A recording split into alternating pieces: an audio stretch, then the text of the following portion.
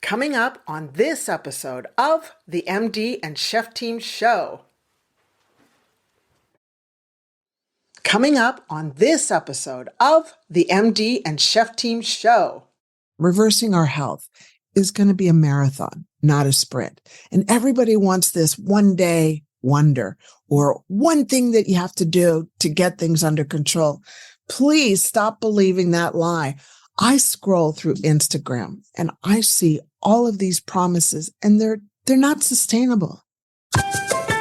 Welcome to the show from the MD and Chef Team. I'm Dr. Isabel, medical doctor here at the MD and Chef Team. And who are you? And I'm Chef Michael, culinary nutrition expert. I'm the chef part of the team. And what are we going to talk about, babe? Now, I can say that because he's my husband. Yes. Well, then we'll be talking about marriage, relationships, parenting, intimacy. We'll talk about mindsets of success, overcoming depression, anxiety. I'll be getting into functional nutrition, recipes and tips from the kitchen. And we're going to both get into how to live a long, healthy, vibrant life. Yes, I love it. Our mission is to help you prevent and reverse disease and give you hope in the process. Oh yeah, we like to have fun too. So let's get on with the show.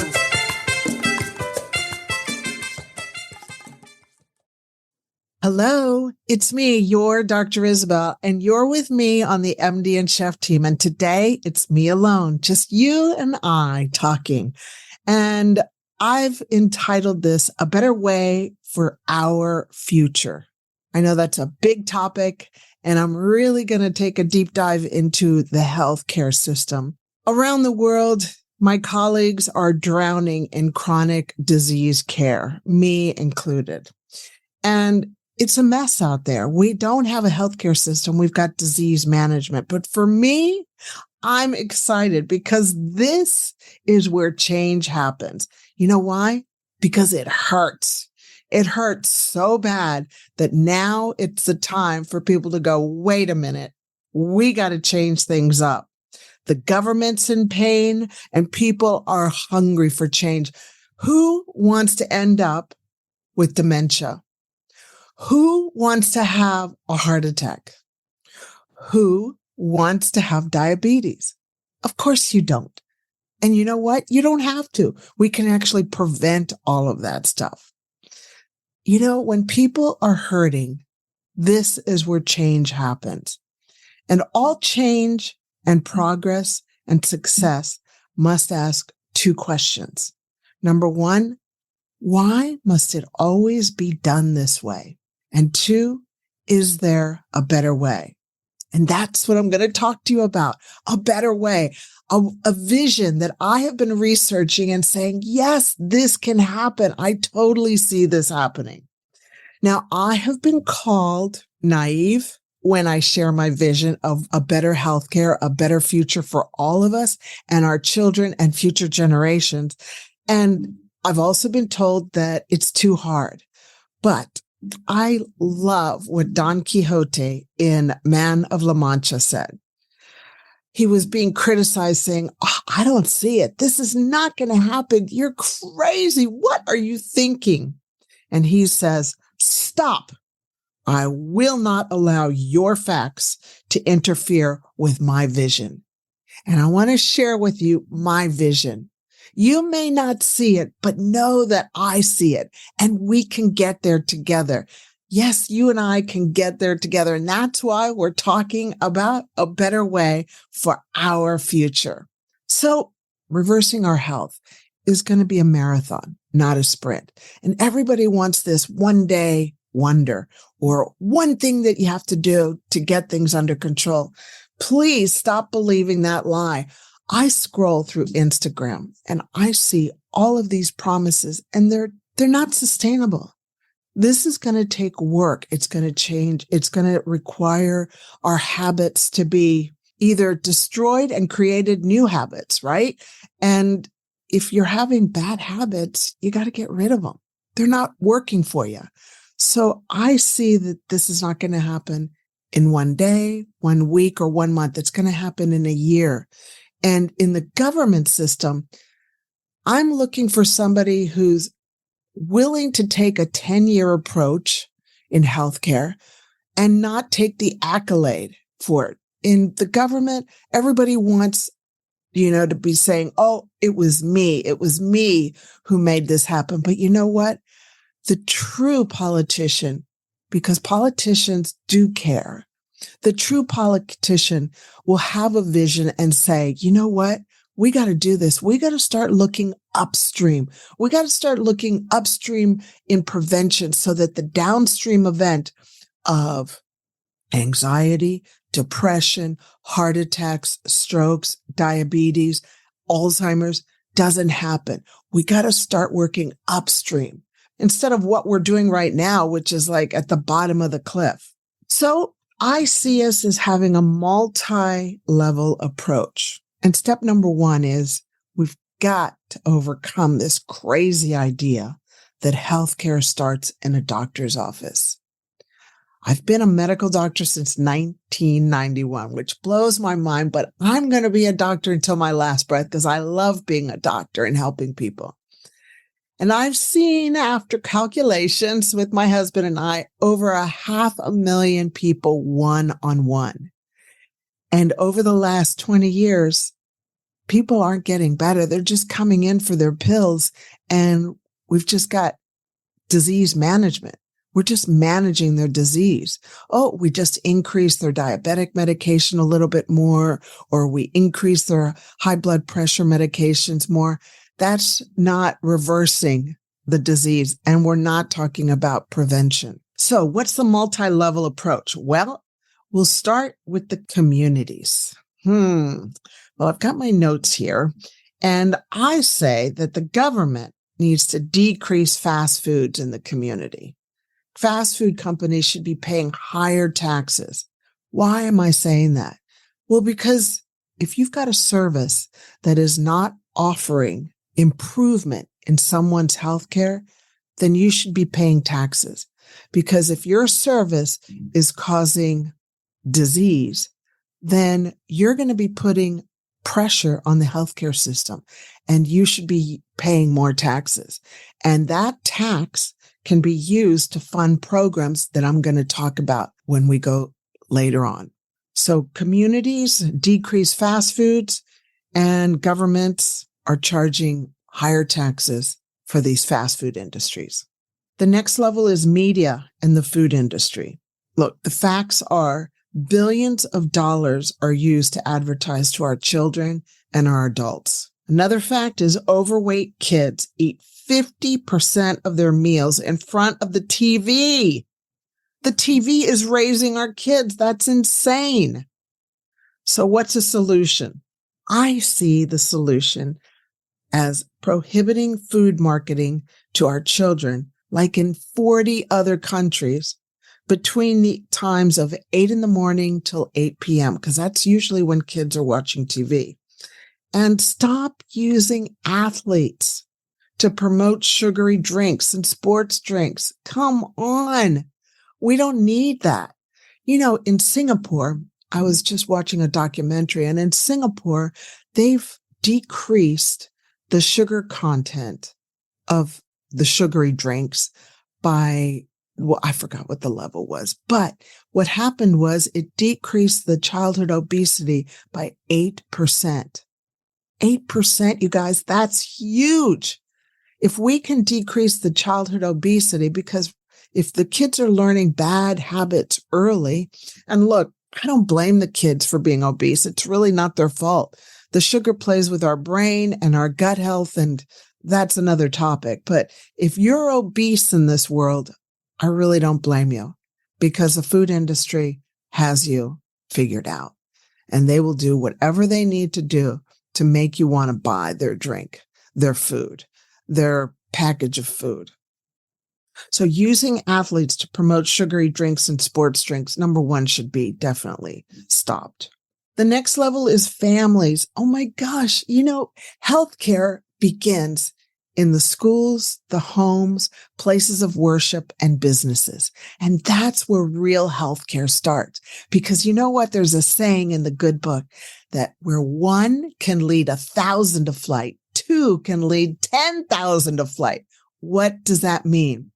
One person, i.e. the mother or the father who buys the food, will infect their family, and that family will infect the relatives. And that's how we change our healthcare system, starting in the family. Eating at home and not watching TV is one of my big ideas. I say we eat together, one meal a day. That's what we instigated with our family, and it was brilliant. And we said no cell phones on the table. One of our kids, I won't say who it was, would just turn it upside down and maybe put it on the floor and then bend over and pick it up, and we'd be like, stop that right now. So eating at home and not watching TV when you're eating, and eating together, one meal a day. The research shows that kids who have regular meals with their parents do better.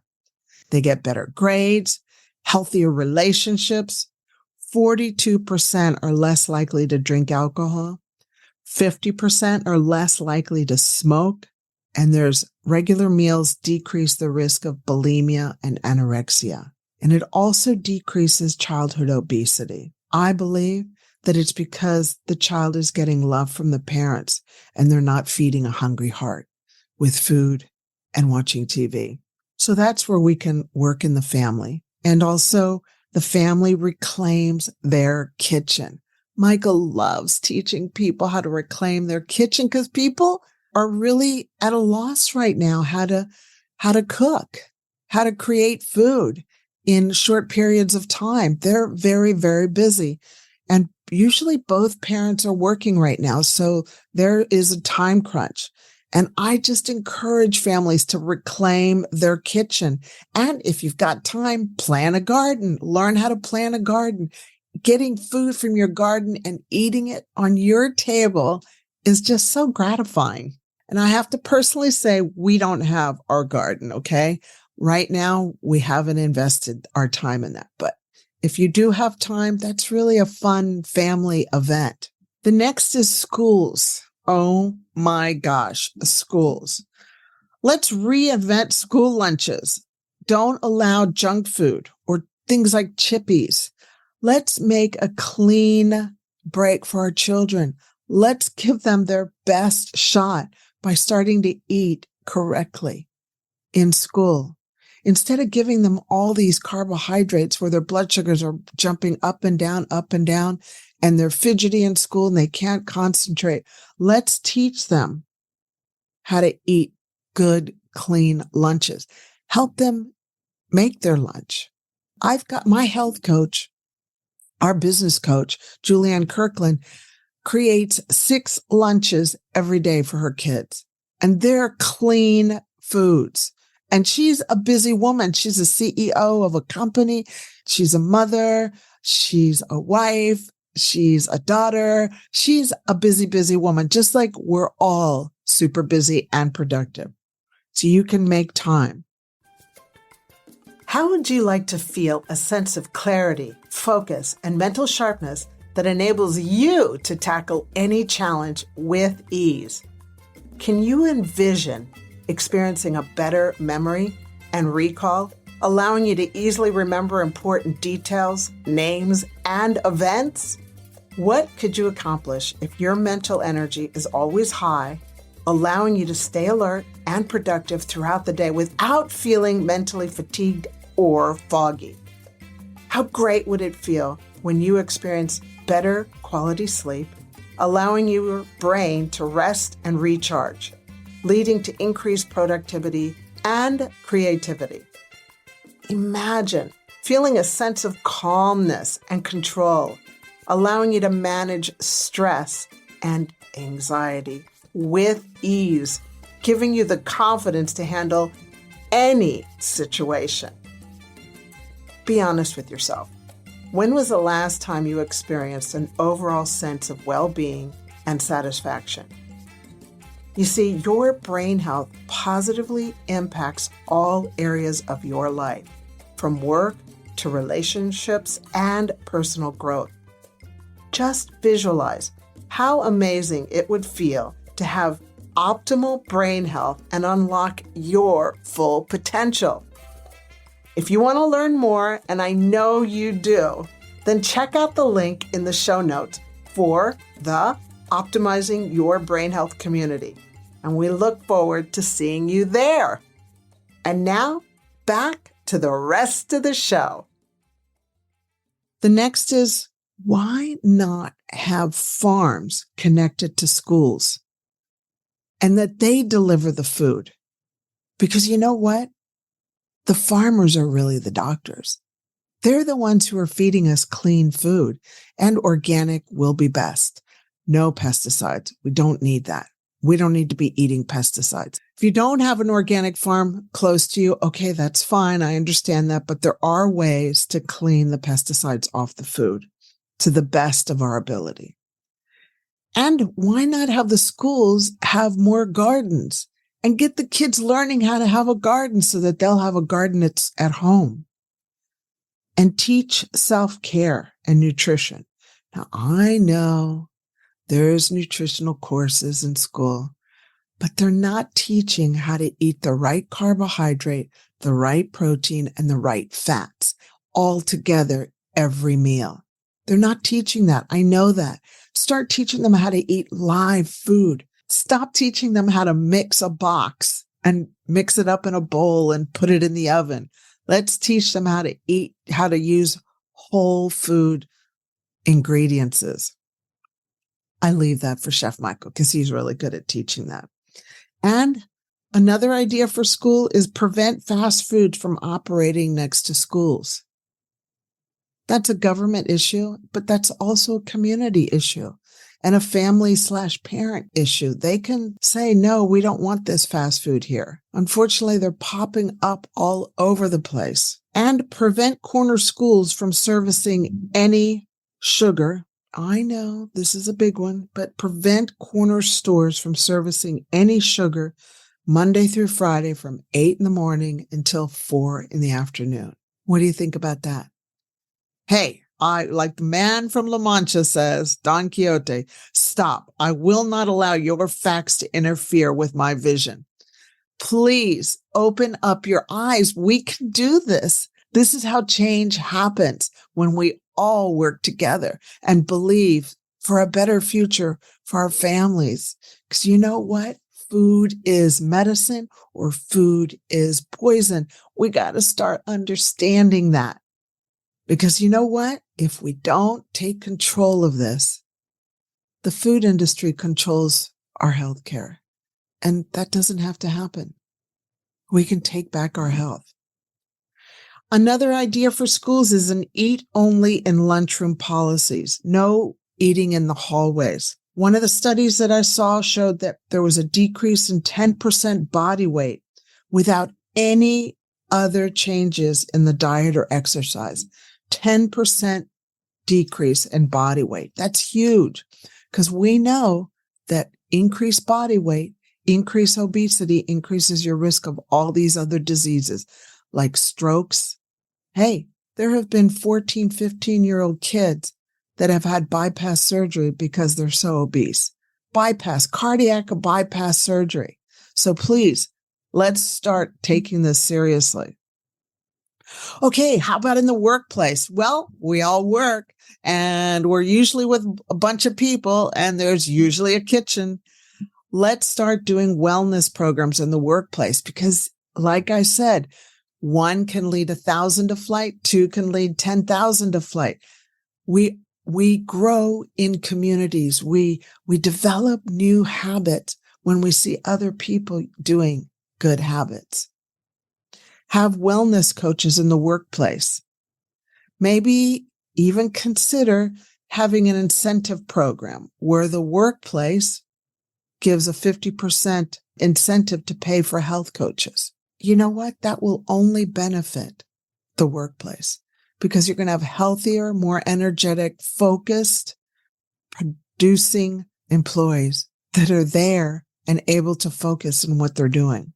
However, before that even begins, you got to ask the workers, the staff, the team, why would they even get involved with a wellness coach. Because if you don't have your why would you do this? Why would you change habits? Why would you go through the pain? Because there will be pain. There will be pain. It's part of the struggle. Everybody's got a dream and everybody wants the victory, but nobody wants to do that middle part, which is the struggle. You got to ask them, why would you do this?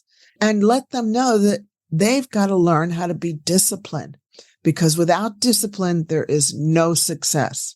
So that's one thing that I would do if I was working in a workplace, is first ask each and every one to ask themselves, why would you do this? And have them write that down and review it every single day. Because you know what? It's hard. I smoked for 27 years and it took me 41 times to quit smoking. And to be honest with you, I really enjoyed smoking, but I didn't like the smell and I didn't like what it was doing to my skin and my health. And yes, I was a doctor while I was smoking. And my why helped me get over to the 41st time. And had I not had my why tattooed in my mind, I wouldn't have done the 41st time. And it was the 41st time that made me quit. And now I've been smoke free since 2001. So you got to have your why, because man, it really helps you get over the hump. The next is hospitals. Okay. First of all, let's get patient food right. Okay. Please, let's stop feeding them dead food. These are sick people. They need live food. We got to give them some nutrition. I've worked in hospitals way too long to even appreciate that there's really no thought. I know I'm going to get bashed on this, but there's really no thought in the preparation of the food. It's just yuck. And then the cafeteria. Okay, so the family has to eat too. So why not make beautiful food for them so they get love from their food. They get energized from their food. So hospitals, that was another area. And then the last area is where we worship. Churches, mosques, wherever people worship. We got to teach people, look, we're being taught how to take care of our soul, but we need to teach people how to take care of their body, because without their body, they can't do the work. If you are unwell, you know this. If you're unwell, it's hard to do the work that you're here on earth to do. My heart cries when I see, like, I was in the airport the other day. I've been in a lot of airports recently, but my heart cries just seeing people so unwell, so inflamed, so sick, so in pain when they're walking. That's why I'm doing this, because it doesn't have to be that way, okay? So this is a really exciting place, a place where change happens because everybody is hurting and nobody's happy with the healthcare system. So got to take a multi-level approach. And it's crazy for us to think that healthcare starts in the doctor's office. No, it doesn't. We got to course correct and start thinking, okay, healthcare starts in the communities by changing what's being shown on TV, by talking to the food industry and saying, no, you do not have control over us, by working in the family, in the schools, in the workplace, in the hospitals, and in the places of worship. We can do this together. Really, we can do this together. So I hope you join me and Michael, the MD and Chef team here. I don't really know how to stop this, because I feel like I would love to talk more and more one-on-one with you. But I just wanted to give you some food for thought for your family and for your health and for your future, because we can do this together.